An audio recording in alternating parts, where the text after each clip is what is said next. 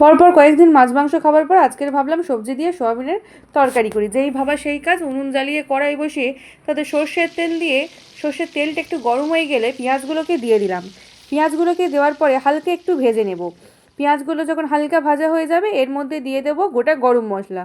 হ্যাঁ, গরম মশলা অনেকেই তেলের উপরে দাও, কিন্তু এরমভাবে দিয়ে দেখবে ফ্লেভারটা খুব ভালো আসে। আর তেজপাতা কিন্তু অবশ্যই দেবে। তো আমি তেজপাতা গরম মশলা দিয়ে আবারও কিছুক্ষণ পেঁয়াজটাকে নেড়ে চেড়ে নিলাম। পেঁয়াজটা আর গরম মশলা থেকে যখন সুন্দর একটা সেন্ট বার হবে তখনই তার মধ্যে ভিজিয়ে রাখা সয়াবিনগুলোকে দিয়ে দেবো। আর অবশ্যই কিন্তু সয়াবিনগুলোকে আমি গরম জলে ভিজিয়ে রেখেছিলাম।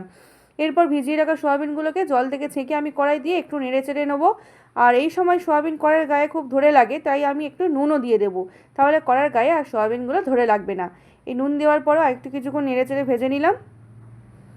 খানিকটা ভাজা ভাজা হয়ে গেলে আমি এর মধ্যে কেটে রাখা সবজিগুলোকে দিয়ে দেবো। সবজির মধ্যে আমি এখানে পটল, আলু দিলাম। আর কিছুক্ষণ পরে কিন্তু একটু কুমড়ো দেবো, সেটা আমি পরে দেখাচ্ছি।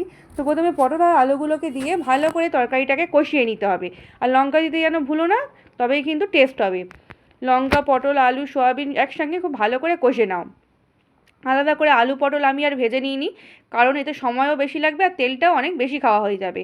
তো এই একসঙ্গেই সব ভাজছি। আর তারপরে পরিমাণ মতো লবণ আর একটু হলুদ দিয়ে দেবে। এই স্টেজে কিন্তু খুব বেশি হলুদ দেবে না, তাহলে তরকারি কিন্তু তিতে হয়ে যাওয়ার একটা ভয় থাকে। অল্প করে হলুদ দিয়ে যখন দেখবে তরকারিটা এই রকম কালার এসে গিয়েছে, তখনই তার মধ্যে থেতো করে রাখা আদা আর রসুনটা দিয়ে দেবে।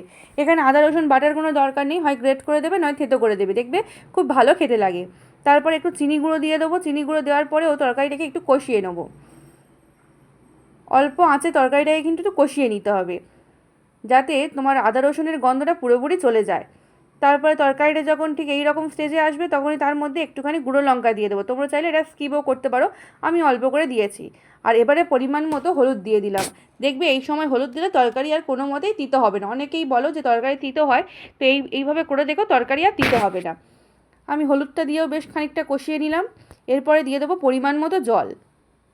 আমি এখানে জলের পরিমাণটা একটু বেশিই রাখবো, কারণ আমাদের একটু ঝোল ঝোল মতো হবে। তোমরা চাইলে কম বেশি তোমাদের ইচ্ছা মতো করতে পারো। আমি এখানে প্রয়োজন মতো জল দিয়ে দিলাম। এরপর যখন খুব ভালো করে ফুট আসবে তখনই কিন্তু আমি চাপা দিয়ে দেবো। আর হ্যাঁ, এই রান্নায় কিন্তু কোনো গুঁড়ো মশলা ইউজ হবে না, শুধু একটু গরম মশলা দিলেই হবে। কিন্তু ধনে জিরে গুঁড়ো এইসব কিছু দেবে না, ঠিক আছে? দেখো যে ফুট এসে গিয়েছে। এরপরে আমি কুমড়োগুলো দিয়ে দিলাম। কুমড়ো ভাজারও দরকার নেই, কষারও দরকার নেই, ঠিক ঝোলে ফুট এলে এরমভাবে কুমড়োটা দিয়ে দেখবে খুব ভালো খেতে লাগে। কুমড়োর টেস্টটা খুব ভালো থাকে আর কুমড়োর একটা সুন্দর সুগন্ধও থেকে যায়।